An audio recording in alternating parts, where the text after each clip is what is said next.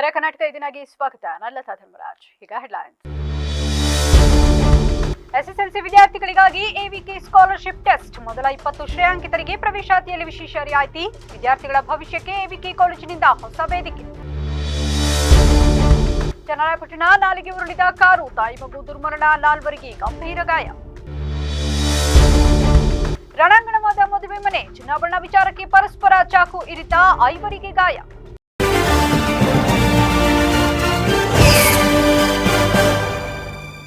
ಜಿಲ್ಲೆಯ ಪ್ರತಿಷ್ಠಿತ ಶಿಕ್ಷಣ ಸಂಸ್ಥೆಗಳಲ್ಲಿ ಒಂದಾದ ಎವಿಕೆ ಪಿಯು ಕಾಲೇಜಿನಲ್ಲಿ ಎಸ್ಎಸ್ಎಲ್ಸಿ ಪಾಸಾದ ವಿದ್ಯಾರ್ಥಿಗಳಿಗಾಗಿ ಹಮ್ಮಿಕೊಳ್ಳಲಾಗಿದ್ದ ಎವಿಕೆ ಟ್ಯಾಲೆಂಟ್ ಸ್ಕಾಲರ್ಶಿಪ್ ಟೆಸ್ಟ್ ಅತ್ಯಂತ ಯಶಸ್ವಿಯಾಗಿ ಜರುಗಿತು. ಜಿಲ್ಲೆಯ ವಿವಿಧ ಭಾಗಗಳಿಂದ ನೂರಾರು ವಿದ್ಯಾರ್ಥಿಗಳು ಉತ್ಸಾಹದಿಂದ ಭಾಗವಹಿಸಿದ್ದು, ಪ್ರತಿಭಾವಂತ ವಿದ್ಯಾರ್ಥಿಗಳನ್ನು ಗುರುತಿಸಿ ಪ್ರೋತ್ಸಾಹಿಸುವ ಈ ಕಾರ್ಯಕ್ರಮಕ್ಕೆ ಅಭೂತಪೂರ್ವ ಸ್ಪಂದನೆ ವ್ಯಕ್ತವಾಯಿತು. ಪರೀಕ್ಷೆಯಲ್ಲಿ ಅತಿ ಹೆಚ್ಚು ಅಂಕ ಗಳಿಸಿದ ಮೊದಲ 3 ವಿದ್ಯಾರ್ಥಿಗಳಿಗೆ ಕ್ರಮವಾಗಿ 10,000, 7,000 ಮತ್ತು 5,000 ರೂಪಾಯಿ ನಗದು ಬಹುಮಾನ ಘೋಷಿಸಲಾಗಿದ್ದು, ಮುಂದಿನ 5 ವಿದ್ಯಾರ್ಥಿಗಳಿಗೆ ತಲಾ 1,000 ಸಮಾಧಾನಕರ ಬಹುಮಾನ ನೀಡಿ ಗೌರವಿಸಲಾಯಿತು. ಕೇವಲ ನಗದು ಬಹುಮಾನ ಮಾತ್ರವಲ್ಲದೆ ಮೊದಲ 20 ಶ್ರೇಯಾಂಕಿತ ವಿದ್ಯಾರ್ಥಿಗಳಿಗೆ 2025-26ನೇ ಸಾಲಿನ ಪ್ರವೇಶಾತಿಯಲ್ಲಿ ವಿಶೇಷ ರಿಯಾಯಿತಿ ಹಾಗೂ ಸ್ಕಾಲರ್ಶಿಪ್ ಸೌಲಭ್ಯವನ್ನ ಕಾಲೇಜು ಮಂಡಳಿ ನೀಡಿದೆ. ಇದೇ ಸಂದರ್ಭದಲ್ಲಿ ಕಾಲೇಜು ಆಡಳಿತ ಮಂಡಳಿಯು ವಿದ್ಯಾರ್ಥಿಗಳ ಭವಿಷ್ಯದ ದೃಷ್ಟಿಯಿಂದ ಮತ್ತೊಂದು ಮಹತ್ವದ ನಿರ್ಧಾರವನ್ನು ಪ್ರಕಟಿಸಿತು. ದೇಶದ ಪ್ರತಿಷ್ಠಿತ ತರಬೇತಿ ಸಂಸ್ಥೆಯಾದ ಆಕಾಶ್ನೊಂದಿಗೆ ಸಹಯೋಗ ಹೊಂದಿದ್ದು, ಇನ್ನು ಮುಂದೆ ಕಾಲೇಜಿನಲ್ಲಿಯೇ ಜೆಇಇ ಮತ್ತು ಐಐಟಿ ಪರೀಕ್ಷೆಗಳಿಗೆ ಉನ್ನತ ಮಟ್ಟದ ತರಬೇತಿ ನೀಡಲಾಗುವುದು ಎಂದು ತಿಳಿಸಲಾಯಿತು. ಈ ಒಂದು ನಿಟ್ಟಿನಲ್ಲಿ ನೋಡ್ತೀನಿ ಅನ್ನೋದಾದ್ರೆ ಪ್ರತಿ ವರ್ಷ 1200 ಮಕ್ಕಳಿಗೆ ನಾವು ಐಐಟಿ ಕಳಿಸ್ತಾ ಇದ್ದೀವಿ. ಸೊ ರೇಷನ್ ನೀವೇ ಕ್ಯಾಲ್ಕುಲೇಟ್ ಮಾಡ್ಕೊಳ್ಳಿ. ಅದೇ ತರ ಕೆಸಿಇಟಿ ಅಲ್ಲೂ ಅಷ್ಟೇ ಪ್ರತಿ ವರ್ಷ ಮಕ್ಕಳಿಗೆ ಹೈಯೆಸ್ಟ್ ಸೀಟ್ಸ್ ಕೆಸಿಇಟಿ ಮುಖಾಂತರ ಆಕಾಶ ಸಂಸ್ಥೆಯಿಂದ ಆಗಿದೆ. ಆಕಾಶ ಸಂಸ್ಥೆ tracking way. Sometimes what happens, I like physics, so I will read only physics. If parents are saying me, I am studying continuously. I am not enjoying anything but study.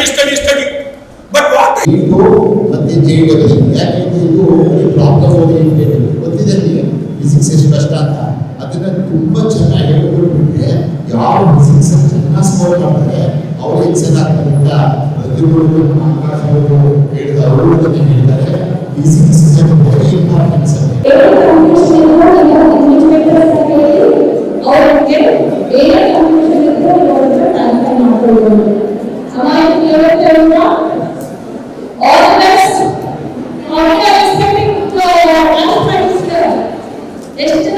ಭಾಗವಹಿಸಿದ ಎಲ್ಲಾ ವಿದ್ಯಾರ್ಥಿಗಳಿಗೆ ಸಂಸ್ಥೆಯ ವತಿಯಿಂದ ಪ್ರಮಾಣ ಪತ್ರ ವಿತರಿಸಲಾಗಿದ್ದು, ಪೋಷಕರು ಮತ್ತು ವಿದ್ಯಾರ್ಥಿಗಳು ಈ ವಿಶಿಷ್ಟ ಶೈಕ್ಷಣಿಕ ಕಾರ್ಯಕ್ರಮಕ್ಕೆ ಮೆಚ್ಚುಗೆ ವ್ಯಕ್ತಪಡಿಸಿದರು.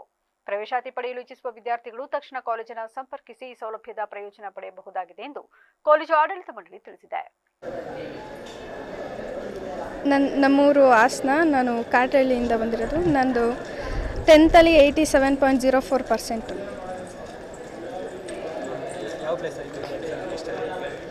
ಈ ಟೆಸ್ಟಲ್ಲಿ ನಾನು 3rd ಪ್ಲೇಸ್ ಆಯಿತು. ಸೈನ್ಸ್ ತಗೊಂಡು PCMC ಮಾಡಿ ಇಂಜಿನಿಯರಿಂಗ್ ಮಾಡಬೇಕು ಅಂತ. ನಾನು ಹೊಳೆನರಸೀಪುರ ತಾಲೂಕು ಆರ್ಗೊಂಡಹಳ್ಳಿ ಗ್ರಾಮದಿಂದ ಬಂದಿದ್ದೀನಿ. ತುಂಬ ಒಳ್ಳೆ ಎಕ್ಸ್ಪೀರಿಯೆನ್ಸ್ ಆಯಿತು. ಕ್ವಶನ್ ಪೇಪರ್ ಅಷ್ಟೇನು ಟಫ್ ಇತ್ತಿಲ್ಲ, ಅದಕ್ಕೆ ಸಖತ್ತು ಕಾಂಪಿಟೇಷನ್ ಇತ್ತಿಲ್ಲಿ. ಒಳ್ಳೆ ಕಾಲೇಜ್ ತುಂಬ ಇಷ್ಟ ಆಯಿತು. ಒಳ್ಳೆ ರಿಸಲ್ಟ್ ಕೊಟ್ಟಿದ್ದಾರೆ. ಈಗ ಆಕಾಶ್ ಬೇರೆ ಸೇರಿಕೊಂಡು ಇನ್ನೂ ಒಳ್ಳೆ ರಿಸಲ್ಟ್ ಕೊಡ್ತಾರೆ. ಬಂದಿದ್ದಕ್ಕೂ ಒಂದು ಸರ್ಟಿಫಿಕೇಟ್ ಕೊಟ್ಟರು, ಖುಷಿ ಆಗ್ತು. Thank you. ಕಾರ್ಯಕ್ರಮ ಎಲ್ಲ ಇಷ್ಟ ಆಯಿತು. ಬೆಳಗಿಂದ ಸಂಜೆವರೆಗೂ ಎಲ್ಲೂ ಬೇಜಾರಾಗ್ದಂಗೆ ನೋಡಿದ್ರು. ಸಖತ್ ಇಷ್ಟ ಆಯಿತು. ಒಳ್ಳೆ ಎಕ್ಸ್ಪೀರಿಯೆನ್ಸ್ ಆಯಿತು. Thank you. ಎಲ್ಲ ಇಷ್ಟ ಆಯಿತು. ಇಲ್ಲಿ ಕಾಲೇಜ್ ಫೀಲ್ಡ್ ಆಗಿರ್ಬೋದು, ಇಲ್ಲಿನ ಸಿಸ್ಟಮ್ ಎಲ್ಲ ಕೂಡ ಇಷ್ಟ ಆಯಿತು. Thank you. ಇನ್ನು ಕಾರ್ಯಕ್ರಮದಲ್ಲಿ ಕಾಲೇಜು ಆಡಳಿತ ಮಂಡಳಿಯ ಉಪಾಧ್ಯಕ್ಷರಾದ ನಾಗರಾಜ್ ಜೈನ್, ಆಕಾಶ್ ಸಂಸ್ಥೆಯ regional head Anil, branch manager Nagabhushan, ಕಾಲೇಜಿನ ಪ್ರಾಂಶುಪಾಲ ಕಾರ್ಮೆಲ್ ಶ್ರೀನಾ, ಮೈಲ್ಸ್ಟೋನ್ ಸಂಸ್ಥೆಯ ಮುಖ್ಯಸ್ಥ ಪ್ರಜ್ವಲ್ ಸೇರಿದಂತೆ ಇತರರು ಹಾಜರಿದ್ದರು. ಚನ್ನರಾಯಪಟ್ಟಣ ತಾಲೂಕಿನ ಮಲ್ಲನಘಟ್ಟದ ಬಳಿ ಇಂದು ಸಂಭವಿಸಿದ ಭೀಕರ ರಸ್ತೆ ಅಪಘಾತದಲ್ಲಿ ತಾಯಿ ಮತ್ತು ಕಂದಮ್ಮ ಮೃತಪಟ್ಟಿರುವ ಹೃದಯ ವಿದ್ರಾವಕ ಘಟನೆ ನಡೆದಿದೆ. ವೇಗವಾಗಿ ಬಂದ ಸ್ವಿಫ್ಟ್ ಕಾರು ಚಾಲಕನ ನಿಯಂತ್ರಣ ತಪ್ಪಿ ರಸ್ತೆ ಪಕ್ಕದ ನಾಲೆಗೆ ಉರುಳಿದ್ದರಿಂದ ಈ ದುರಂತ ಸಂಭವಿಸಿದೆ. ಅಪಘಾತಕ್ಕೀಡಾದ ಕಾರಿನಲ್ಲಿ ಒಟ್ಟು 6 ಮಂದಿ ಪ್ರಯಾಣಿಸುತ್ತಿದ್ದರು ಎನ್ನಲಾಗಿದೆ. ಮಲ್ಲನಘಟ್ಟದ ಬಳಿ ಸಂಚರಿಸುತ್ತಿದ್ದ ವೇಳೆ ಕಾರು ಹತೋಟಿ ತಪ್ಪಿ ನಾಲೆಯೊಳಗೆ ಬಿದ್ದಿದೆ. ಅಪಘಾತದ ತೀವ್ರತೆಗೆ ತಾಯಿ ಪ್ರಿಯಾಂಕಾ ಹಾಗೂ ಮಗು ವೈಭವ್ ಸ್ಥಳದಲ್ಲೇ ಸಾವನ್ನಪ್ಪಿದ್ದಾರೆ. ಕಾರಿನಲ್ಲಿದ್ದ ಉಳಿದ 4 ಮಂದಿ ಗಂಭೀರವಾಗಿ ಗಾಯಗೊಂಡಿದ್ದು ಅವರನ್ನು ತಕ್ಷಣವೇ ಹಾಸನದ ಖಾಸಗಿ ಆಸ್ಪತ್ರೆಗೆ ದಾಖಲಿಸಿ ಚಿಕಿತ್ಸೆ ನೀಡಲಾಗುತ್ತಿದೆ. ಘಟನೆ ನಡೆದ ತಕ್ಷಣವೇ ಸ್ಥಳೀಯರು ರಕ್ಷಣಾ ಕಾರ್ಯಕ್ಕೆ ಧಾವಿಸಿದ್ದಾರೆ. ವಿಷಯ ತಿಳಿಯುತ್ತಿದ್ದಂತೆ ಚನ್ನರಾಯಪಟ್ಟಣ ಪೊಲೀಸರು ಸ್ಥಳಕ್ಕೆ ಭೇಟಿ ನೀಡಿ ಪರಿಶೀಲನೆ ನಡೆಸಿದ್ದು ನಾಲೆಯಲ್ಲಿ ಬಿದ್ದಿದ್ದ ಕಾರನ್ನು ಹೊರತೆಗೆಯುವ ಪ್ರಕ್ರಿಯೆ ನಡೆಸಿದ್ದಾರೆ. ಪೊಲೀಸರು ಪ್ರಕರಣ ದಾಖಲಿಸಿಕೊಂಡಿದ್ದು ಮರಣೋತ್ತರ ಪರೀಕ್ಷೆಗಾಗಿ ಮೃತದೇಹಗಳನ್ನು ಆಸ್ಪತ್ರೆಗೆ ರವಾನಿಸಿದ್ದಾರೆ. ಅಪಘಾತಕ್ಕೆ ಅತಿವೇಗ ಅಥವಾ ಚಾಲಕನ ಜಾಗರೂಕತೆ ಕಾರಣವೇ ಎಂಬ ಬಗ್ಗೆ ತನಿಖೆ ನಡೆಯುತ್ತಿದೆ. ಚಿನ್ನಾಭರಣ ವಿಚಾರಕ್ಕೆ ಮದುವೆ ಮನೆ ರಣಾಂಗಣವಾದ ಘಟನೆ ಚಾಮರಾಜನಗರ ಜಿಲ್ಲೆಯ ಕೊಳ್ಳೇಗಾಲ ತಾಲೂಕಿನಲ್ಲಿ ನಡೆದಿದ್ದು ಪರಸ್ಪರ ಚಾಕು ಇರಿದುಕೊಂಡು 5 ಗಾಯಗೊಂಡಿದ್ದಾರೆ.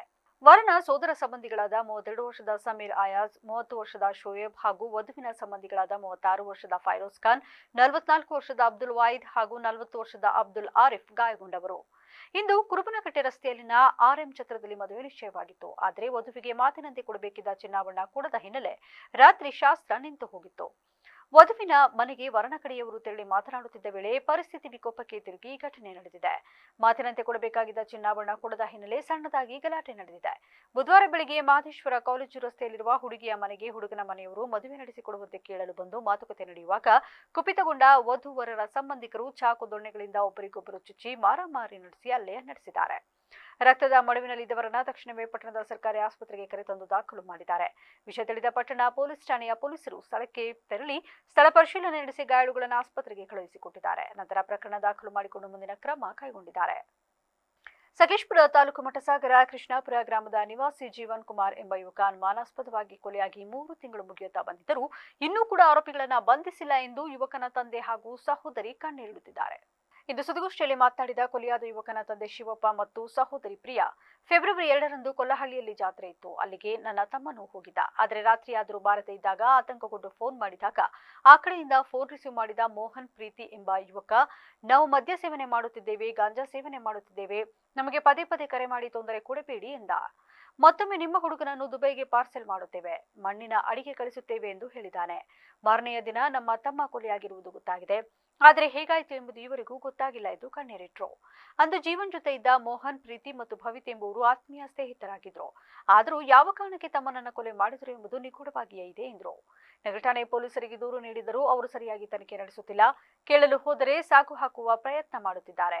SP ಅವರ ಬಳಿಗೆ ಹೋದರೆ DYSP ಅವರ ಬಳಿಗೆ ಹೋಗಿ ಅಂತಾರೆ. ನಾವು ಸಾಕಷ್ಟು ಅಲೆದಾಡಿದರೂ ನ್ಯಾಯ ಸಿಕ್ಕಿಲ್ಲ.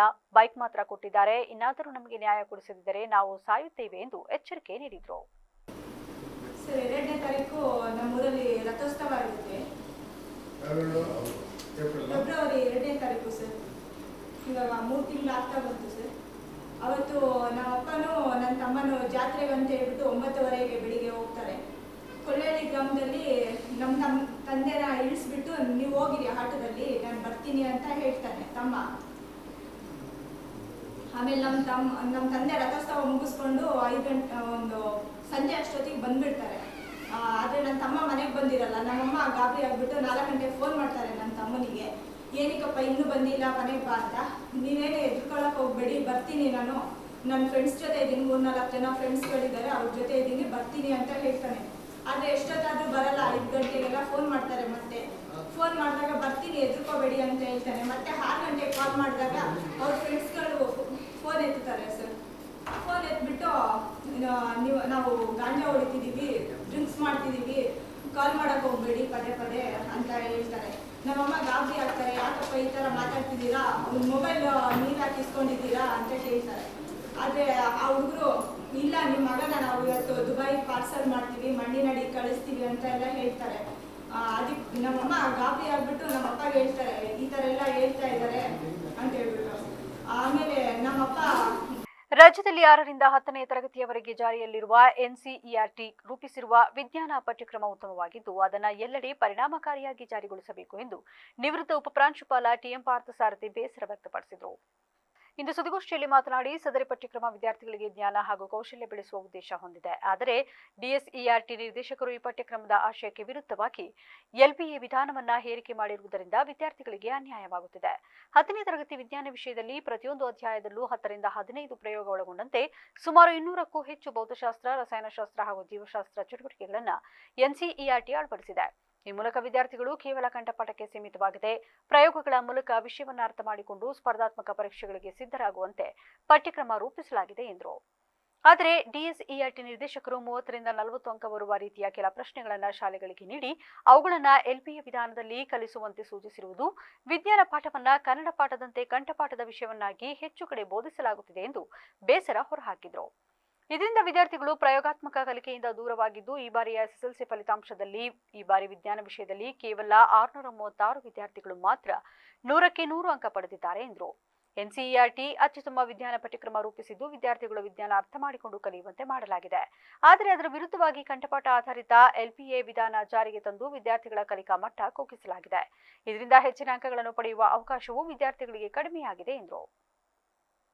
ಅದನ್ನ ಸ್ಟ್ಯಾಂಡ್ ಪೇಪರ್ ಉಜ್ಜಿ ಬರ್ನು ಮಾಡಿ ತೋರಿಸಿ ಆ ಬೂದಿ ಹೆಸರೇನು ಈ ಥರ ಎಲ್ಲ ಕ್ವಶನ್ಸ್ ಮಾಡ್ಬಿಟ್ಟಿದ್ದಾನೆ. ಇದು 7 ವರ್ಷಗಳಾಯ್ತು ಬಂದು. ಯಾವ ಸ್ಟ್ಯಾಂಡರ್ಡ್ 6ರಿಂದ 10ನೇ ತರಗತಿವರೆಗೂ ಬಂದಿದೆ. ಅವನೆಲ್ಲಾನು ಆಕ್ಟಿವಿಟಿಗಳ ಕಲರ್ ಒಳಗಡೆ ಕೊಟ್ಬಿಟ್ಟಿದ್ದಾನೆ. ಇದನ್ನು ಮಾಡ್ದಾನೆ ನೀವು ಪಾಠ ಮಾಡ್ಬೇಡ ಅಂತ. ಈಗೇನಾಗಿದೆ, ಈ NCERT ಪಠ್ಯ ಪಾಠ ಮಾಡಬೇಕಾದ್ರೆ ಅದನ್ನು ಬಳಸ್ಕೊಂಡು ಮಾಡು ಸ್ಪರ್ಧಾತ್ಮಕ ಪರೀಕ್ಷೆಗೆ ತಯಾರಿ ಮಾಡಿದ್ದೀವಿ ಅಂತ ಮುನ್ನುಡಿ ಹೇಳಿದ್ದಾನೆ. ಮಕ್ಕಳಿಗೆ ಕಂಠಪಾಠ ವಿಧಾನದಿಂದ ಮುಕ್ತಿಗೊಳಿಸಲಾಗಿದೆ, ಸ್ಪರ್ಧಾತ್ಮಕ ಪರೀಕ್ಷೆಗೆ ತಯಾರಿ ಮಾಡಿದ್ದಾರೆ. ಈಗೇನು ಮಾಡ್ಬಿಟ್ರು ಇವರು ರಿಸಲ್ಟ್ಗೋಸ್ಕರ DSERTಯರು LBA ವಿಧಾನ ಅಂತ. ವರನಟ ಡಾಕ್ಟರ್ ರಾಜ್ಕುಮಾರ್ ಅವರ ಪುಣ್ಯಭೂಮಿ ಜಾಗದ ಬಗ್ಗೆ ಅವಹೇಳನಕಾರಿಯಾಗಿ ಮಾತನಾಡಿರುವ ಚೇತನ ಹಿಂಸಾ ಅವರನ್ನ ಗಡೀಪಾರು ಮಾಡುವಂತೆ ಪ್ರತಿಭಟನೆ ನಡೆಸಲಾಯಿತು. ನಗರದಲ್ಲಿಂದು ಅಖಿಲ ಕರ್ನಾಟಕ ಡಾಕ್ಟರ್ ರಾಜ್ಕುಮಾರ್ ಅಭಿಮಾನಿ ಸಂಘಗಳ ಒಕ್ಕೂಟ, ಅಖಿಲ ಕರ್ನಾಟಕ ಡಾಕ್ಟರ್ ಶಿವರಾಜ್ಕುಮಾರ್ ಅಭಿಮಾನಿಗಳ ಸಂಘ, ರಾಜರತ್ನ ಡಾಕ್ಟರ್ ಪುನೀತ್ ರಾಜ್ಕುಮಾರ್ ಅಭಿಮಾನಿಗಳ ಸಂಘ ಹಾಗೂ ಮಹಿಳಾ ಘಟಕದ ವತಿಯಿಂದ ಪ್ರತಿಭಟನೆಯನ್ನ ಹಮ್ಮಿಕೊಳ್ಳಲಾಗಿತ್ತು. ಇದೇ ವೇಳೆ ಪ್ರತಿಭಟನಾಕಾರರು ಮಾತನಾಡಿ, ಅವಹೇಳನಕಾರಿಯಾಗಿ ಮಾತನಾಡಿರುವ ಚೇತನ ಹಿಂಸಾ ಅಮೆರಿಕದಲ್ಲಿ ಜನಿಸಿ ನಂತರ ಕರ್ನಾಟಕದಲ್ಲಿ ಕೇವಲ 2 ಸಿನಿಮಾದಲ್ಲಿ ನಟಿಸಿ ಈಗ ನಾಲಾಯಕ್ ಮನುಷ್ಯನಾಗಿದ್ದಾನೆ. ಈತನು ತಾನೇ ದೊಡ್ಡ ಬುದ್ಧಿವಂತನೆಂದು ಹೇಳಿಕೊಂಡು ಬಲಸಿಗೆ ಬಂದಂತೆ ಅವಹೇಳನಕಾರಿಯಾಗಿ ಮಾತುಗಳನ್ನಾಡುತ್ತಿದ್ದಾನೆ. ಹೀಗೆ ಮಾತನಾಡಿರುವ ಅವನ ಮೇಲೆ ಕೇಸು ದಾಖಲಿಸಿ ಅವನನ್ನ ಕರ್ನಾಟಕದಿಂದ ಗಡೀಪಾರು ಮಾಡಬೇಕು ಎಂದು ತಿಳಿಸಿದರು. ಅವರು ಹೋರಾಟ ಮಾಡಿದರು. ಕಲಾವಿದರಾಗಿ ಕೊನೆಯವರೆಗೂ ಸಹ ಕನ್ನಡಕ್ಕಾಗಿ ಉಳ್ಕೊಂಡ್ರೆ ಹೊರತು ಹಿಂದಿಗಾಗಲಿ, ತಮಿಳಿಗಾಗಲಿ, ತೆಲುಗಿಗಾಗಲಿ ಯಾವುದಕ್ಕೂ ಹೋಗಲಿಲ್ಲ. ಅಂಥ ಕನ್ನಡದ ವರನಟ ಡಾಕ್ಟರ್ ರಾಜ್ಕುಮಾರ್ ಅವ್ರನ್ನ ಗೌರವಿಸೋದು, ಪೂಜಿಸೋದು ನಮ್ಮ ಕರ್ನಾಟಕದ ನಮ್ಮೆಲ್ಲರ ಆದ್ಯ ಹೊಣೆಗಾರಿಕೆ. 2026-27ನೇ ಸಾಲಿನ ದ್ವಿತೀಯ ಪಿಯುಸಿ ಪರೀಕ್ಷೆಯಲ್ಲಿ ಅತ್ಯುತ್ತಮ ಸಾಧನೆಗೈದ ವಿದ್ಯಾರ್ಥಿಗಳಿಗೆ ಇಂದು ಸೆಂಟ್ರಲ್ ಕಾಮರ್ಸ್ ಕಾಲೇಜಿನ ವತಿಯಿಂದ ಅಭಿನಂದನಾ ಸಮಾರಂಭವನ್ನು ಆಯೋಜಿಸಲಾಗಿತ್ತು. ಇದೇ ವೇಳೆ ಸೆಂಟ್ರಲ್ ಕಾಮರ್ಸ್ ಕಾಲೇಜಿನ ಸಂಸ್ಥಾಪಕ ಮಹೇಶ್ ಮಾತನಾಡಿ, ನಮ್ಮ ಕಾಲೇಜು ಅದ್ಭುತವಾದ ಫಲಿತಾಂಶವನ್ನು ಪಡೆದಿದೆ. ಇಂದು ಮರು ಮೌಲ್ಯಮಾಪನದ ರಿಸಲ್ಟ್ ಬಂದಿದೆ. ಇಂದು ನಮ್ಮ ಕಾಲೇಜಿನ 17 ವಿದ್ಯಾರ್ಥಿಗಳ ರಿವ್ಯಾಲ್ಯೂಯೇಷನ್ನಲ್ಲಿಯೂ ವಿದ್ಯಾರ್ಥಿಗಳ ಅಂಕಗಳು ಹೆಚ್ಚಾಗಿವೆ. ಜಿಲ್ಲೆಯ ಪ್ರಥಮ ಮತ್ತು ಸ್ಥಾನಗಳಲ್ಲಿ 9 ಸ್ಥಾನಗಳನ್ನು ಪಡೆದುಕೊಂಡಿದೆ. ರಾಜ್ಯಮಟ್ಟದಲ್ಲಿ ನಮ್ಮ ಕಾಲೇಜಿನ 11 ವಿದ್ಯಾರ್ಥಿಗಳು ಸಾಧನೆ ಮಾಡಿರುವುದು ತುಂಬಾ ಹೆಮ್ಮೆಯ ವಿಷಯ. ದೇವಿಕಾ 598 ಅಂಕ ಗಳಿಸಿ ಜಿಲ್ಲೆಗೆ ಪ್ರಥಮ ಗಳಿಸಲಾಗಿದೆ. ಅತ್ಯಾಧುನಿಕ ಹೆಚ್ಚು ಅಂಕಗಳನ್ನು ತೆಗೆದುಕೊಂಡಿದ್ದಾಳೆ. ನಾಗದರ್ಶನ, ಸಂಗೀತ, ಮೇಘನಾ ಡಿ ಇನ್ನು ಇತರ ವಿದ್ಯಾರ್ಥಿಗಳು ಹೆಮ್ಮೆಯ ಸ್ಥಾನ ಪಡೆದಿದ್ದಾರೆ. ಎಲ್ಲ ವಿದ್ಯಾರ್ಥಿಗಳಿಗೆ ಅಭಿನಂದನೆಗಳು. ಕಾಲೇಜಿನ ಗುಣಮಟ್ಟ, ಶಿಕ್ಷಣ ಹಾಗೂ ವಿದ್ಯಾರ್ಥಿಗಳಿಗೆ ಧನ್ಯವಾದ ಎಂದರು. ಕಳೆದ 8 ವರ್ಷಗಳಲ್ಲಿ ಕಾಲೇಜು ಹಾಸನ ಜಿಲ್ಲೆಗೆ ಪ್ರಥಮ ಸ್ಥಾನ ಹಾಗೆ ರಾಜ್ಯ ಮಟ್ಟದ ಹಲವಾರು ರ್ಯಾಂಕ್ಗಳನ್ನ ಪಡ್ಕೊತಾ ಇತ್ತು. ಈ ವರ್ಷ 25-26ರಲ್ಲಿ ಮೊದಲನೇ ಬಾರಿಗೆ ಫಲಿತಾಂಶ ಪ್ರಕಟವಾದಾಗ ಅದ್ಭುತವಾದ ಫಲಿತಾಂಶವನ್ನು ಪಡ್ಕೊಂಡ್ರೂ ಕೂಡ ಇಂಡಿವಿಜುವಲ್ ಸ್ಕೋರ್ ಹೈಯೆಸ್ಟ್ ಇರಲಿಲ್ಲ ಹಾಸನ ಡಿಸ್ಟಿಕ್ಕಲ್ಲಿ, ಜಿಲ್ಲೆಯಲ್ಲಿ. ಈಗ ಇವತ್ತು ಮೌಲ್ಯಮಾಪನದ ರಿಸಲ್ಟ್ ಬಂದಿದೆ. ನಮ್ಮ ಕಾಲೇಜಿನ ಅನೇಕ ವಿದ್ಯಾರ್ಥಿಗಳು ಅವರ ರಿಸಲ್ಟ್ ಸ್ಯಾಟಿಸ್ಫ್ಯಾಕ್ಷನ್ ಇಲ್ಲ ಅಂತ, ಅವರಿಗೆ ತೃಪ್ತಿಯಾಗಿಲ್ಲ ಅಂತ 17 ವಿದ್ಯಾರ್ಥಿಗಳು ರಿವ್ಯಾಲ್ಯೂಯೇಷನ್ ಅಪ್ಲೈ ಮಾಡಿದರು. 17 ವಿದ್ಯಾರ್ಥಿಗಳ ಅಂಕಗಳು ಹೆಚ್ಚಾಗಿದೆ. ಆಫ್ಟರ್ ರಿವ್ಯಾಲ್ಯೂಯೇಷನ್ ಮತ್ತೊಮ್ಮೆ ಸೆಂಟ್ರಲ್ ಕಾಮರ್ಸ್ ಕಾಲೇಜ್ ಜಿಲ್ಲೆಯ ಪ್ರಥಮ 10 ಸ್ಥಾನಗಳಲ್ಲಿ 9 ಸ್ಥಾನಗಳನ್ನು ತನ್ನದಾಗಿಸಿಕೊಂಡಿದೆ. ಪ್ರಥಮ ಸ್ಥಾನ, ದ್ವಿತೀಯ ಸ್ಥಾನ, ತೃತೀಯ ಸ್ಥಾನ, ಪ್ರಥಮ 10 ಸ್ಥಾನಗಳಲ್ಲಿ 9 ಸ್ಥಾನಗಳು ಹಾಗೂ ಜಿಲ್ಲಾ ಪ್ಲಾಂಟರ್ಸ್ ಸಂಘದ ವತಿಯಿಂದ ಆಯೋಜಿಸಲಾಗಿದ್ದ ನಾಗರಿಕ ಬಂದೂಕು ತರಬೇತಿ ಶಿಬಿರ ಯಶಸ್ವಿಯಾಗಿ ಪೂರ್ಣಗೊಂಡಿದ್ದು, ಇಂದು ಶಿಬಿರಾರ್ಥಿಗಳಿಗೆ ಪ್ರಮಾಣ ಪತ್ರಗಳನ್ನು ವಿತರಿಸಲಾಯಿತು. ಕಾರ್ಯಕ್ರಮದ ಅಂಗವಾಗಿ HDPA ವತಿಯಿಂದ ಅಡಿಷನಲ್ SP ತಮ್ಮಯ್ಯ ಅವರನ್ನು ಸನ್ಮಾನಿಸಲಾಯಿತು. ಈ ಸಂದರ್ಭದಲ್ಲಿ ಮಾತನಾಡಿದ ಶಾಸಕ ಸಿಮೆಂಟ್ ಮಂಜು, ಕಾಫಿಗೆ ಉತ್ತಮ ಬೆಲೆ ಇರುವುದರಿಂದ ನಮ್ಮ ಕಾಫಿ ತೋಟಗಳನ್ನು ಕಾಪಾಡಿಕೊಳ್ಳುವುದು ಅತ್ಯಗತ್ಯ. ವನ್ಯಜೀವಿಗಳ ಹಾವಳಿಯಿಂದ ರಕ್ಷಣೆ ಪಡೆಯಲು ಬಂದೂಕಿನ ಅಗತ್ಯತೆ ಕೆಲವೊಮ್ಮೆ ಎದುರಾಗುತ್ತದೆ. ಆದರೆ ಅದನ್ನು ಜವಾಬ್ದಾರಿಯುತವಾಗಿ ಹಾಗೂ ಕಾನೂನುಬದ್ಧವಾಗಿ ಉತ್ತಮ ಉದ್ದೇಶಗಳಿಗೆ ಮಾತ್ರ ಬಳಸಬೇಕು ಎಂದು ತಿಳಿಸಿದರು. ಶಿಬಿರದಲ್ಲಿ ಭಾಗವಹಿಸಿದವರಿಗೆ ಬಂದೂಕಿನ ಸುರಕ್ಷತೆ ಬಳಕೆ, ಕಾನೂನು ನಿಯಮಗಳು ಮತ್ತು ತುರ್ತು ಪರಿಸ್ಥಿತಿಗಳಲ್ಲಿ ತಾಳ್ಮೆಯಿಂದ ಕಾರ್ಯನಿರ್ವಹಿಸುವ ಕುರಿತು ತಜ್ಞರಿಂದ ತರಬೇತಿ ನೀಡಲಾಯಿತು.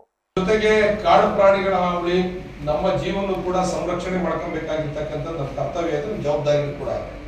ಈ ನಿಟ್ಟಿನಲ್ಲಿ ಪೊಲೀಸ್ ಇಲಾಖೆಯೂ ಕೂಡ ಉತ್ತಮ ರೀತಿಯಲ್ಲಿ ಸ್ಪಂದನೆಯನ್ನ ಮಾಡಿ ಕಳೆದ 1 ವಾರಗಳಿಂದ ನಮ್ಮ ಶಿಬಿರಾರ್ಥಿಗಳಿಗೆ ಉತ್ತಮವಾದ ತರಬೇತಿಯನ್ನ ಕೊಟ್ಟಿದ್ದಾರೆ. ಯಾಕೆಂದ್ರೆ ನಾನು ಲಾಸ್ಟ್ ಟೈಮ್ ನೀವೇ ನನ್ಗೆ ನೀವು ಪ್ಲಾಂಟರ್ಸ್ ಇದರಿಂದಾನೆ ಮಾಡದಂತ ಸಂದರ್ಭ ನನಗೂ ಕೂಡ ಟ್ರೈನಿಂಗ್ ಕೊಟ್ಟಿದ್ರು. ನಾನು ಇದಕ್ಕೇನಪ್ಪ ಇದೇನು ಭಾರಿ ದೊಡ್ಡ ನಮ್ಗೆ ಟ್ರೈನಿಂಗ್ ಬೇಕಂತ ಬಂದು ಹಿಡಿಯಕ್ಕೆ ನಮ್ಗೆ ಶಕ್ತಿ ಸಾಲಲ್ಲ. ಅದು ಒಂದ್ಸಲಿ ಶೂಟ್ ಮಾಡಿದ್ರೆ ದುಡ್ಡುತ್ತಲ್ಲ, ನನಗೆ ಈ ರೀತಿ ಆಗುತ್ತೆ ಅಂತ ನನಗೆ ಗೊತ್ತಿದ್ದಿಲ್ಲ. ಹಾಗಾಗಿ ನಿಜವಾಗ್ಲೂ ಕೂಡ ಟ್ರೈನಿಂಗ್ ಅನ್ನೋದು ಭಾರಿ ಇಂಪಾರ್ಟೆಂಟು. ಅದ್ರ ಜೊತೆಗೆ ಬಂದೂಕ್ ಹಿಡಿಯಕ್ಕೆ ನಮ್ಗೆ ಫಿಟ್ನೆಸ್ಸು ಬೇಕು. ನಾನು ಯಾಕೆ ಇಷ್ಟೊಂದು ಎಕ್ಸರ್ಸೈಸ್ ಮಾಡಿಸ್ತಾರೆ ಅಂತೇಳಿ ನಾನು ಲಾಸ್ಟ್ ಟೈಮ್ ಯಾಕೆ ಇಷ್ಟೆಲ್ಲ ಇದು ಈ ಕಾರ್ಯಕ್ರಮದಲ್ಲಿ ಅಡಿಷನಲ್ ಎಸ್ಪಿ ತಮ್ಮಯ್ಯ, ಎಚ್ಡಿಪಿಎ ಅಧ್ಯಕ್ಷ ಪರಮೇಶ್, ಕಾರ್ಯದರ್ಶಿ ಕೌಡಳ್ಳಿ ಲೋಹಿತ್ ಸೇರಿದಂತೆ ಹಲವು ಪೊಲೀಸ್ ಅಧಿಕಾರಿಗಳು ಹಾಗೂ ಗಣ್ಯರು ಉಪಸ್ಥಿತರಿದ್ದರು.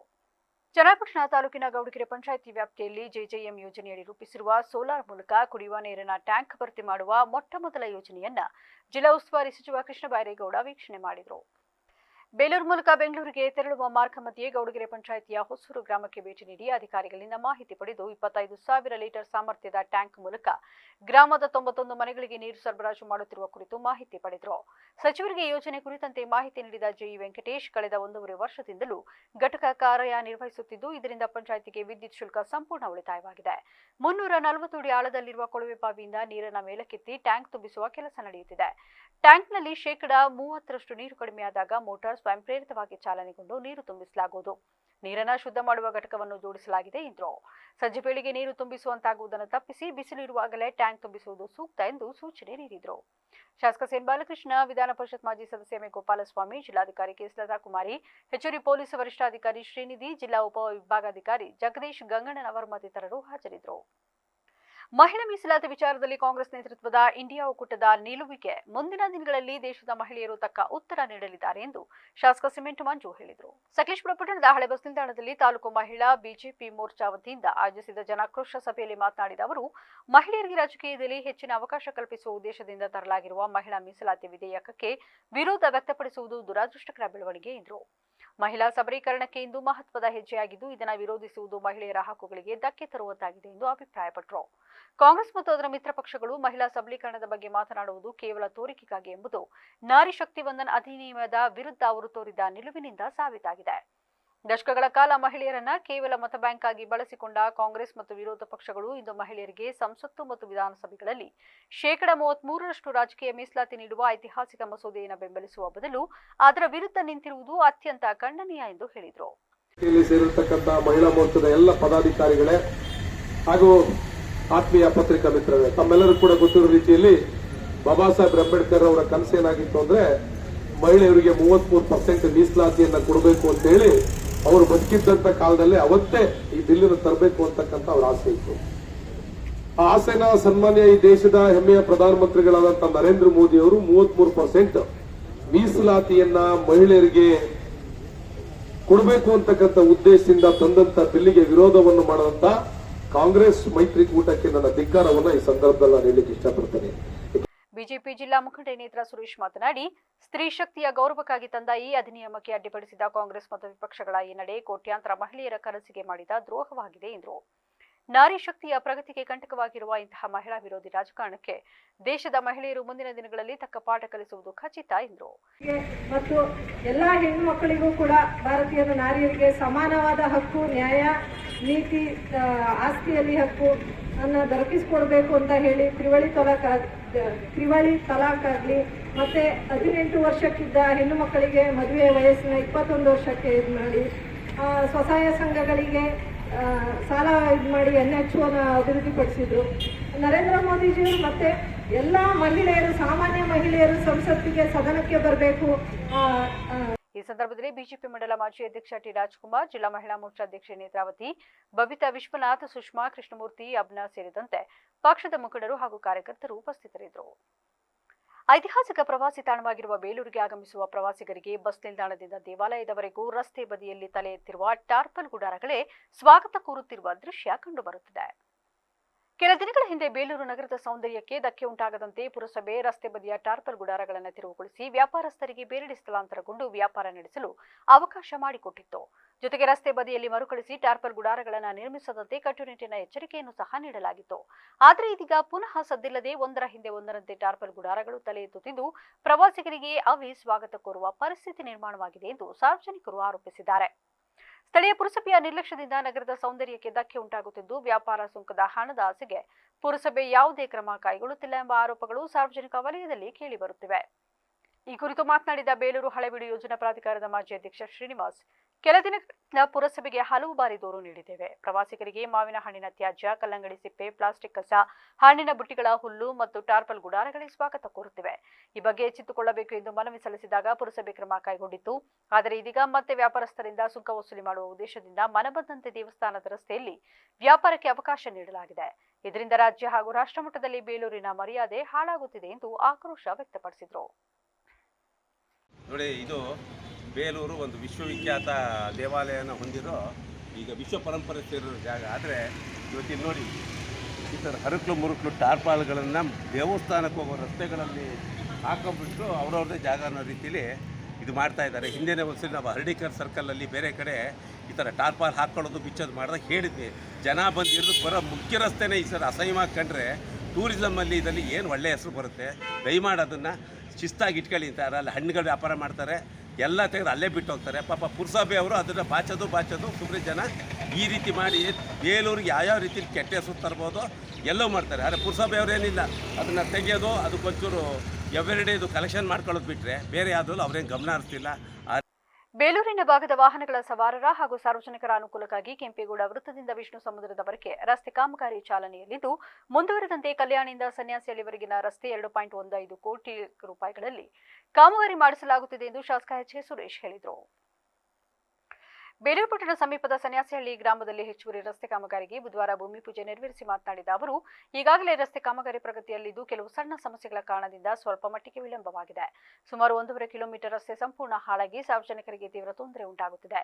ತಾತ್ಕಾಲಿಕ ಪ್ಯಾಚ್ ವರ್ಕ್ ಫಲಕಾರಿಯಾಗದ ಹಿನ್ನೆಲೆ ಶಾಸಕರ ಅನುದಾನದಲ್ಲಿ 2,15 ಲಕ್ಷ ವೆಚ್ಚದಲ್ಲಿ ಸಂಪೂರ್ಣ ರೀಸರ್ಫೇಸ್ ಕಾಮಗಾರಿಯನ್ನ ಕೈಗೊಳ್ಳಲಾಗುತ್ತಿದೆ ಎಂದರು. ನಮ್ಮ ಇದಿದೆ ಅದು ಇದಕ್ಕೆ ಹೋಗುತ್ತೆ, ಅದು ಕಾಮತಿ ಕೂಡೆಯವರೆಗೂ ಸಹ ಇದು ರಸ್ತೆ ಅಗಲೀಕರಣ ಆಗಬೇಕು ಅಂತಕ್ಕಂಥದ್ದಿದೆ. ಬಟ್ ಆದರೆ ಇವತ್ತಿನ ಅನುದಾನದ ಸ್ಥಿತಿ ನಾವು ಒಂದೊಂದೇ ಪರ್ಫೆಕ್ಟ್ ಮಾಡ್ಕೊಂಡು, ಏನು ಚೆನ್ನಕೇಶವನ ಬಲಭಾಗದಿಂದ ಮೊದಲು ಈಗಾಗಲೇ 350 ಮೀಟ್ರನ್ನ ಇದನ್ನು ತಗೊಂಡು, ಇದಾದ ನಂತರ 1.5 ಕಿಲೋಮೀಟರ್ ಇದನ್ನು ಶಾಶ್ವತವಾಗಿ ಮಾಡ್ಕೊಂಡು ಆ ಗಡಿಯನ್ನು ದಾಟತಕ್ಕಂಥದ್ದಕ್ಕೆ ಪ್ರಯತ್ನವನ್ನು. ಈ ಸಂದರ್ಭದಲ್ಲಿ ಪುರಸಭೆ ಸದಸ್ಯ ಎಆರ್ ಅಶೋಕ್, ವಸಂತ್, ಗ್ರಾಮ ಪಂಚಾಯತಿ ಮಾಜಿ ಸದಸ್ಯ ರಮೇಶ್ ದಾಸ್, ಪಿಡಿಒ ಸರಸ್ವತಿ, ಗೋಪಾಲ್, ಯಲ್ಲೇಶ್, ತಾರಾನಾಥ್ ಸೇರಿದಂತೆ ಇತರರು ಹಾಜರಿದ್ದರು. ರಾಜ್ಯ ರಾಜಕಾರಣದಲ್ಲಿ ತೀವ್ರ ಚರ್ಚೆಗೆ ಕಾರಣವಾಗಿರುವ ನಾಯಕತ್ವ ಬದಲಾವಣೆ ಹಾಗೂ ಸಚಿವರ ದೆಹಲಿ ಪ್ರವಾಸದ ಕುರಿತಾಗಿ ಬೃಹತ್ ಮತ್ತು ಮಧ್ಯಮ ಕೈಗಾರಿಕಾ ಸಚಿವ ಎಂಬಿ ಪಾಟೀಲ್ ಅವರು ಇಂದು ಮಹತ್ವದ ಪ್ರತಿಕ್ರಿಯೆ ನೀಡಿದ್ದಾರೆ. ಪಕ್ಷದ ಆಂತರಿಕ ವಿದ್ಯಮಾನಗಳು ಹಾಗೂ ರಾಜ್ಯದ ಬರ ಪರಿಸ್ಥಿತಿಯ ಕುರಿತು ಅವರು ಹಂಚಿಕೊಂಡ ಪ್ರಮುಖ ಅಂಶಗಳು ಇಲ್ಲಿವೆ. ನಾಯಕತ್ವದ ಕುರಿತಾದ ಚರ್ಚೆಗಳಿಗೆ ತೆರೆ ಎಳೆಯಲು ಯತ್ನಿಸಿದ ಸಚಿವರು ಕಾಂಗ್ರೆಸ್ ಪಕ್ಷದಲ್ಲಿ ಹೈಕಮಾಂಡ್ ಸುಪ್ರೀಂ ಎಂದು ಪ್ರತಿಪಾದಿಸಿದರು. ಮುಖ್ಯಮಂತ್ರಿ ಬದಲಾವಣೆಗೆ ಡೇಟ್ ಫಿಕ್ಸ್ ಮಾಡುತ್ತಿರುವ ಶಾಸಕರ ಬಗ್ಗೆ ಹೈಕಮಾಂಡ್ ಗಮನಿಸುತ್ತಿದೆ. ಅಂತಹ ದಿನಾಂಕ ನೀಡುವಷ್ಟು ದೊಡ್ಡ ವ್ಯಕ್ತಿ ನಾನಲ್ಲ ಎಂದು ಮಾರ್ಮಿಕವಾಗಿ ನುಡಿದರು. ಸಿದ್ದರಾಮಯ್ಯ ಅವರ ನಾಯಕತ್ವ ಮತ್ತು ಡಿಕೆ ಶಿವಕುಮಾರ್ ಅವರ ಸಂಘಟನಾ ಚಾತುರ್ಯದಿಂದ ಪಕ್ಷ ಅಧಿಕಾರಕ್ಕೆ ಬಂದಿದೆ. ಕಾರ್ಯಕರ್ತರು ಮತ್ತು ಬೂತ್ ಏಜೆಂಟ್ಗಳ ಶ್ರಮವೂ ಇದರಲ್ಲಿ ಅಡಗಿದೆ ಎಂದರು. ಸತೀಶ್ ಜಾರಕಿಹೊಳಿ ಸೇರಿದಂತೆ ಯಾರು ಬೇಕಾದರೂ ಹೈಕಮಾಂಡ್ ಭೇಟಿ ನೀಡಲು ಸ್ವತಂತ್ರರು, ಅದರಲ್ಲಿ ಯಾವುದೇ ಗೊಂದಲವಿಲ್ಲ ಎಂದು ಸ್ಪಷ್ಟಪಡಿಸಿದರು. ವೀರೇಂದ್ರ ಪಾಟೀಲರ ಕಾಲದ ನಂತರ ಈ ಬಾರಿ ಲಿಂಗಾಯತ ಸಮುದಾಯ ಕಾಂಗ್ರೆಸ್ ಪರವಾಗಿ ಗಟ್ಟಿಯಾಗಿ ನಿಂತಿದೆ. ಇದರಿಂದಾಗಿ 35 ಲಿಂಗಾಯತ ಶಾಸಕರು ಗೆದ್ದಿದ್ದಾರೆ. ಸಮುದಾಯದವರು ಬೇಡಿಕೆ ಇಡುವುದು ಸಹಜ, ಆದರೆ ಅಂತಿಮ ನಿರ್ಧಾರ ಹೈಕಮಾಂಡ್ ಮಾಡಲಿದೆ. ನನ್ನ ಆಸೆಗಳನ್ನು ಹೈಕಮಾಂಡ್ ಮುಂದೆ ಹೇಳುತ್ತೇನೆಯೇ ಹೊರತು ಬಹಿರಂಗವಾಗಿ ಚರ್ಚಿಸುವುದಿಲ್ಲ ಎಂದರು. ಸತೀಶ್ ಜಾರಕಿಹೊಳಿ ಅವರಿಗೆ ಕೆಪಿಸಿಸಿ ಅಧ್ಯಕ್ಷರಾಗುವ ಎಲ್ಲ ಸಾಮರ್ಥ್ಯವಿದೆ. ಅವರು ಉತ್ತಮ ಸಂಘಟಕರು ಎಂದು ಶ್ಲಾಘಿಸಿದರು. ಹೈಕಮಾಂಡ್ ಎಲ್ಲವನ್ನ ನೋಡ್ತಾ ಇದೆ.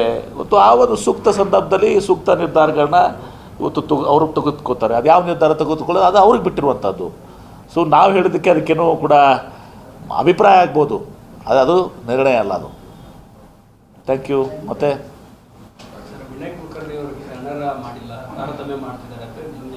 ಯಾರು ಶಾಸಕ ಸ್ಥಾನ ಅನರ್ಹ ಆಗಬೇಕಾಗಿತ್ತು, 15 ದಿನ ಆಗ್ತಾ ಬಂದಿನವರೆಗೂ ಅನರ್ಹ ಆಗ್ತಿಲ್ಲ.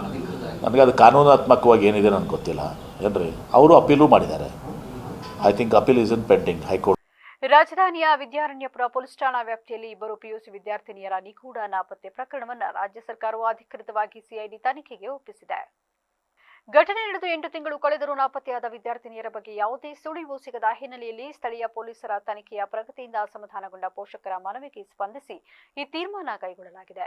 ವಿದ್ಯಾರಣ್ಯಪುರ ನಿವಾಸಿಗಳಾದ ದ್ವಿತೀಯ ಪಿಯುಸಿ ವಿದ್ಯಾರ್ಥಿನಿ ತನಿಷ್ಕಾ ಹಾಗೂ ಆಕೆಯ ಜೂನಿಯರ್ ತೇಜಸ್ವಿನಿ ಕಳೆದ ಜನವರಿ 31ರಂದು ನಿಗೂಢವಾಗಿ ಕಣ್ಮರೆಯಾಗಿದ್ರು. ಮನೆಯಿಂದ ಹೊರಟಿದ್ದ ಈ ಇಬ್ಬರು ವಿದ್ಯಾರ್ಥಿನಿಯರು ರಾತ್ರಿಯಾದರೂ ಮನೆಗೆ ಬರಳದಿದ್ದಾಗ ಆತಂಕಗೊಂಡ ಪೋಷಕರು ವಿದ್ಯಾರಣ್ಯಪುರ ಪೊಲೀಸ್ ಠಾಣೆಯಲ್ಲಿ ದೂರು ದಾಖಲಿಸಿದ್ರು. ಅಂದಿನಿಂದ ಈವರೆಗೂ ವಿದ್ಯಾರ್ಥಿನಿಯರ ಪತ್ತೆಗಾಗಿ ಪೊಲೀಸರು ನಡೆಸಿದ ಸತತ ಪ್ರಯತ್ನಗಳು ಫಲ ನೀಡಿಲ್ಲ. ಈ ಪ್ರಕರಣದಲ್ಲಿ ಪೊಲೀಸರಿಗೆ ಎದುರಾದ ಅತಿದೊಡ್ಡ ಸವಾಲೆಂದರೆ ವಿದ್ಯಾರ್ಥಿನಿಯರು ಯಾವುದೇ ತಾಂತ್ರಿಕ ಕುರುಹುಗಳನ್ನು ಬಿಟ್ಟು ಹೋಗದಿರುವುದು. ತನಿಖೆ ವೇಳೆ ಅವರು ಯಾವುದೇ ಮೊಬೈಲ್ ಫೋನ್ ಅಥವಾ ಎಟಿಎಂ ಕಾರ್ಡ್ಗಳನ್ನು ಬಳಸುತ್ತಿಲ್ಲ ಎಂಬುದು ದೃಢಪಟ್ಟಿದೆ. ಆದರೂ ಅವರು ಹೋಗುವಾಗ ತಮ್ಮ ಆಧಾರ್ ಕಾರ್ಡ್ಗಳ ಜೊತೆಯಲ್ಲಿ ತೆಗೆದುಕೊಂಡು ಹೋಗಿರುವುದು ಹಲವು ಅನುಮಾನಗಳಿಗೆ ಎಡೆಮಾಡಿಕೊಟ್ಟಿದೆ. ರಾಜಧಾನಿಯಲ್ಲಿ ಸಂಚಲನ ಮೂಡಿಸಿರುವ ನಕಲಿ ಗಾಂಜಾ ಪ್ರಕರಣ ಹಾಗೂ ವಿದ್ಯಾರ್ಥಿಯ ಆತ್ಮಹತ್ಯೆ ವಿಚಾರವಾಗಿ ಗೃಹ ಸಚಿವ ಡಾಕ್ಟರ್ ಜಿ. ಪರಮೇಶ್ವರ್ ಅವರು ಇಂದು ಗಂಭೀರ ಪ್ರತಿಕ್ರಿಯೆ ನೀಡಿದ್ದಾರೆ. ಪೊಲೀಸ್ ಆಯುಕ್ತರ ಕಚೇರಿಯಲ್ಲಿ ನಡೆಯಲಿರುವ ಸಭೆಯಲ್ಲಿ ಈ ಬಗ್ಗೆ ಸಂಪೂರ್ಣ ಮಾಹಿತಿ ಪಡೆಯುವುದಾಗಿ ಅವರು ತಿಳಿಸಿದರು. ವಿದ್ಯಾರ್ಥಿ ಸಾವಿಗೆ ಕಾರಣವಾದ ಘಟನೆಗಳು ಏನು, ಯಾರು ಇದಕ್ಕೆ ಹೊಣೆ, ನಕಲಿ ಕೇಸ್ ದಾಖಲಾಗಿದ್ದು ಹೇಗೆ ಎಂಬ ಬಗ್ಗೆ ನಾನು ಕಮಿಷನರ್ ಕಚೇರಿಗೆ ಹೋಗಿ ಮಾಹಿತಿ ಪಡೆಯುತ್ತೇನೆ ಎಂದರು. ರಾಜ್ಯದ ಜವಾಬ್ದಾರಿ ನಮ್ಮ ಮೇಲಿದೆ. ಪ್ರತಿ ಘಟನೆಗೂ ಸರ್ಕಾರವೇ ಕಾರಣ ಎಂದು ಬಿಜೆಪಿ ಟೀಕಿಸುವುದು ಸಹಜ. ಆದರೆ ವಾಸ್ತವಾಂಶ ತಿಳಿಯದೆ ಮಾತನಾಡುವುದು ಸರಿಯಲ್ಲ ಎಂದು ತಿರುಗೇಟು ನೀಡಿದರು. ರಾಜ್ಯ ಸರ್ಕಾರದಿಂದ ಉದ್ಯೋಗಾಕಾಂಕ್ಷಿಗಳಿಗೆ ಸಚಿವರು ದೊಡ್ಡ ಸಿಹಿ ಸುದ್ದಿಯೊಂದನ್ನು ನೀಡಿದ್ದಾರೆ. ಸುಪ್ರೀಂ ಕೋರ್ಟ್ ತೀರ್ಮಾನಕ್ಕೆ ತಕ್ಕಂತೆ ಅಧಿಸೂಚನೆ ಹೊರಡಿಸಲಾಗಿದೆ. ಈ ಹಿನ್ನೆಲೆಯಲ್ಲಿ ರಾಜ್ಯದ ವಿವಿಧ ಇಲಾಖೆಗಳಲ್ಲಿ ಸುಮಾರು 56,000 ಹುದ್ದೆಗಳ ನೇಮಕಾತಿ ಪ್ರಕ್ರಿಯೆ ಆರಂಭವಾಗಲಿದೆ. ಆರ್ಥಿಕ ಇಲಾಖೆಯಿಂದ ಈಗಾಗಲೇ ಅನುಮತಿ ಸಿಕ್ಕಿದೆ. ನಮ್ಮ ಪೊಲೀಸ್ ಇಲಾಖೆ ಸೇರಿದಂತೆ ಎಲ್ಲಾ ಇಲಾಖೆಗಳು ಶೀಘ್ರದಲ್ಲೇ ನೇಮಕಾತಿ ಅಧಿಸೂಚನೆ ಹೊರಡಿಸಲಿವೆ ಎಂದು ಮಾಹಿತಿ ನೀಡಿದರು. ಮುಖ್ಯಮಂತ್ರಿಗಳ ವಿಚಾರದಲ್ಲಿ ಏನು ಮಾಧ್ಯಮದಲ್ಲೆಲ್ಲ ಬರ್ತಾ ಇದೆ, ಅದು ಭಾಳಷ್ಟು ಮಾಹಿತಿಗಳು ನನಗಂತೂ ಇಲ್ಲ. ಹಾಗಾಗಿ ಅದರ ಬಗ್ಗೆ ಹೆಚ್ಚು ಮಾತನಾಡೋದು ಸಮಂಜಸ ಅಲ್ಲ ಅಂಥೇಳಿ ನನಗನ್ಸುತ್ತೆ. ಅದನ್ನು ಅಲ್ಲಿಗೆ ಬಿಟ್ಬಿಡೋಣ. ಏನು ಹೈಕಮಾಂಡ್ನವರು ಏನೆಲ್ಲ ತೀರ್ಮಾನ ತಗೊಳ್ತಾರೆ, ಅವರಿಗೆ ಪ್ರತಿಯೊಂದು ವಿಚಾರಗಳು ರಾಜ್ಯದ ಬಗ್ಗೆ ಗೊತ್ತಿರ್ತಕ್ಕಂಥದ್ದೇ. ಮಲ್ಲಿಕಾರ್ಜುನ್ ಖರ್ಗೆ ಅವರು ನಮ್ಮ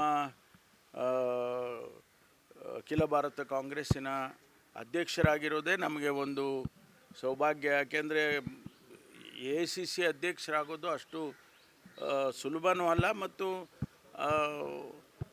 ಆ ದೊಡ್ಡ ಜವಾಬ್ದಾರಿಯನ್ನು ನಿಭಾಯಿಸುವಂಥ ಸಾಮರ್ಥ್ಯನೂ ಇರಬೇಕಾಗ್ತದೆ. ಅದಕ್ಕಾಗಿ ಸನ್ಮಾನ್ಯ ಖರ್ಗೆ ಅವರಿಗೆ ಅವಕಾಶ ಇದೆ. ಅವರಿಗೆ ಪ್ರತಿಯೊಂದು ಈ ರಾಜ್ಯ ರಾಜಕಾರಣದಲ್ಲಿ ಸಂಪುಟ ಪುನರ್ರಚನೆಯ ಸಂಚಲನ ಮತ್ತೆ ಶುರುವಾಗಿದೆ. ಸರ್ಕಾರದ ಮುಖ್ಯ ಸಚೇತಕ ಅಶೋಕ್ ಪಟ್ಟಣ್ ಅವರು ಇಂದು ವಿಧಾನಸಭೆಯಲ್ಲಿ ಬಹಿರಂಗವಾಗಿ ಅಸಮಾಧಾನ ಹೊರಹಾಕಿದ್ದು, ಸಚಿವ ಸ್ಥಾನಕ್ಕಾಗಿ ಹಿರಿಯ ಶಾಸಕರ ತಂಡ ಹೈಕಮಾಂಡ್ ಮೇಲೆ ಒತ್ತಡ ಹೇರುತ್ತಿರುವುದನ್ನು ಖಚಿತಪಡಿಸಿದ್ದಾರೆ. ನಾವು 4 ಬಾರಿ ಗೆದ್ದವರು ಸುಮಾರು 40 ಜನರಿದ್ದೇವೆ. ಕಳೆದ ಬಾರಿ ಸಿಎಂ ಮತ್ತು ಡಿಸಿಎಂ ಗಮನಕ್ಕೆ ತಂದೆ ನಾವು ದೆಹಲಿಗೆ ಹೋಗಿದ್ದೆವು. ಕಾರಣಾಂತರಗಳಿಂದ ಕೇವಲ 12 ಶಾಸಕರು ಮಾತ್ರ ಹೋಗಲು ಸಾಧ್ಯವಾಯಿತು. ಮಲ್ಲಿಕಾರ್ಜುನ ಖರ್ಗೆ ಮತ್ತು ರಣದೀಪ್ ಸಿಂಗ್ ಸುರ್ಜೇವಾಲಾ ಅವರೊಂದಿಗೆ ಸುದೀರ್ಘ ಚರ್ಚೆ ನಡೆಸಿದ್ದೇವೆ ಎಂದು ಅಶೋಕ್ ಪಟ್ಟಣ್ ತಿಳಿಸಿದರು. ಅಶೋಕ್ ಪಟ್ಟಣ್ ಅವರ ಪ್ರಕಾರ ಹೈಕಮಾಂಡ್ನಿಂದ ಈ ಕೆಳಗಿನ ಭರವಸೆಗಳು ಸಿಕ್ಕಿವೆ. ಹಿರಿಯ ಶಾಸಕರಿಗೆ ಸಚಿವ ಸ್ಥಾನ ನೀಡುವ ಬಗ್ಗೆ ಮಾತು ಕೊಟ್ಟಿದ್ದು ನಿಜ ಎಂದು ಸುರ್ಜೇವಾಲಾ ಒಪ್ಪಿಕೊಂಡಿದ್ದಾರೆ. ಸುರ್ಜೇವಾಲಾ ಅವರು ಕೇವಲ 4 ಜನ ಹಿರಿಯ ಸಚಿವರನ್ನು ಉಳಿಸಿಕೊಂಡು ಉಳಿದ 30 ಸಚಿವರನ್ನು ಬದಲಾಯಿಸುವ ಬಗ್ಗೆ ಪ್ರಸ್ತಾಪಿಸಿದ್ರು. ಆದರೆ 30 ಬೇಡ, ಕನಿಷ್ಠ 25 ಸಚಿವ ಸ್ಥಾನಗಳನ್ನಾದರೂ ಬದಲಾಯಿಸಿ ಹೊಸಬರಿಗೆ ಅವಕಾಶ ನೀಡಲಿ ಎಂಬುದು ನಮ್ಮ ಬೇಡಿಕೆ. 6 ತಿಂಗಳ ಹಿಂದೆಯೇ ಸಿಎಂಗೆ ಈ ಬಗ್ಗೆ ಕೇಳಿದೆವು. ಆಗ ಅವರು 3-4 ತಿಂಗಳ ಸಮಯ ಕೇಳಿದ್ರು. ಈಗ ಮೇ 4ರ ಫಲಿತಾಂಶದ ಬಳಿಕ ಪ್ರಕ್ರಿಯೆ ಶುರುವಾಗಲಿದೆ. ಹೋರಾಟ ಹೈಕಮಾಂಡ್ ನಮಗೆ ಸಚಿವ ಸ್ಥಾನ ನೀಡುವ ಭರವಸೆ ಇದೆ. ಒಂದು ವೇಳೆ ಸ್ಥಾನ ಸಿಗದಿದ್ದರೆ ಪ್ರಮಾಣ ವಚನ ಸ್ವೀಕಾರ ಮಾಡುವವರೆಗೂ ನಮ್ಮ ಹೋರಾಟ ಮುಂದುವರಿಯುತ್ತದೆ ಎಂದು ಖಡಕ್ ಎಚ್ಚರಿಕೆ ನೀಡಿದ್ದಾರೆ.